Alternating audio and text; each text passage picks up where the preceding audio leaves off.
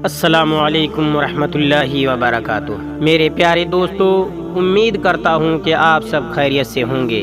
میرے مسلمان بھائیوں اور بہنوں، یوم آزادی 15 اگست کو کہا جاتا ہے۔ اس دن ہندوستان کو آزادی ملی۔ یہ ہماری خوش قسمتی ہے کہ ہم اپنے ملک کا یوم آزادی منا رہے ہیں۔ آزادی ایک بڑی نعمت ہے۔ اس کی اہمیت کا صحیح اندازہ انہی کو ہو سکتا ہے جو کبھی غلام رہ چکے ہوں یا آزادی کی زندگی کھو چکے ہوں۔ میرے مسلمان بھائیوں، آج ہندوستان کے اسکولوں اور کالجوں میں غیر معمولی دھوم دھام سے آزادی کا جشن منایا جاتا ہے اور آزادی کی کہانی سنائی جاتی ہے۔ لیکن ایسے وقت میں ہمیں بھی ایک طرف اپنے اکابرین کی قربانیاں یاد آتی ہے تو دعائے مغفرت کے لیے ہاتھ خود بخود اڑ جاتی ہے۔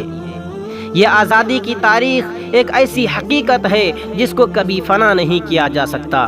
میرے مسلمانوں، آج ہم مسلمانوں کی تاریخ کو مٹانے کی کوشش کی جا رہی ہے۔ جنگ آزادی کی تاریخ سے مسلمانوں کے ناموں کو نکالا جا رہا ہے، ہمارے کارناموں کو بھلایا جا رہا ہے۔ اے تاریخ کے مذاق اڑانے والے، اے مسلمانوں کے قربانیوں کا انکار کرنے والے، اے جمہوریت کا خون کرنے والے، سن!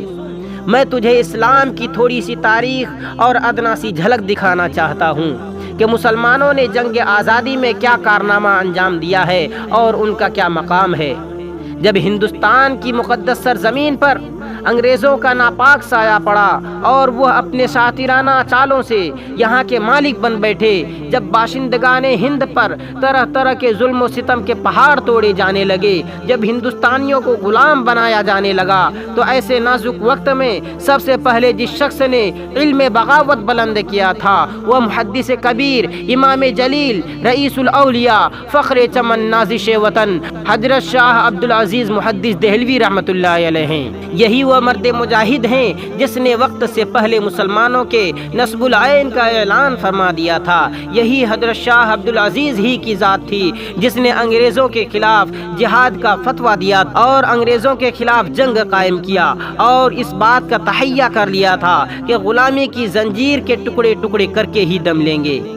یہی ہمارے اکابرین میں سے حضرت سید احمد شہید، مولانا اسماعیل شہید نے بالا کوٹ کے میدان میں آزادی کے لیے سب سے پہلے گردن کٹائی تھی۔ یہی سراج الدولہ نے 1757 عیسوی میں بنگال کی دھرتی پر خون کا پہلا نذرانہ پیش کیا تھا۔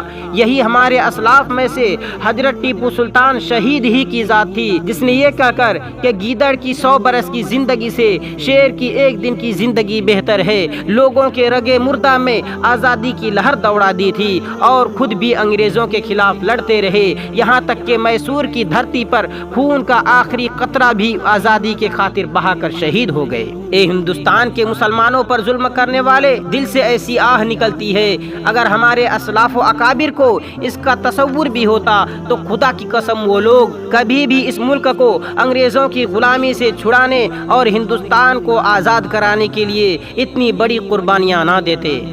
انہیں کیا معلوم تھا جب ہندوستان کے آزادی کے لیے صرف 1857 میں 51,000 علماء شہید ہوئے ہیں؟ انہیں کیا معلوم تھا کہ جس ہندوستان کی آزادی کے لیے دہلی کی چاندنی چوک سے خیبر تک کے درختوں پر علماء کی گردنیں لٹکائی گئی؟ باطل سے دبنے والے اے آسمان نہیں ہم، باطل سے دبنے والے اے آسمان نہیں ہم، 100 بار کر چکا تو امتحان ہمارا۔ توحید کی امانت سینوں میں ہے ہمارے، توحید کی امانت سینوں میں ہے ہمارے، آسان نہیں مٹانا نام و نشاں ہمارا۔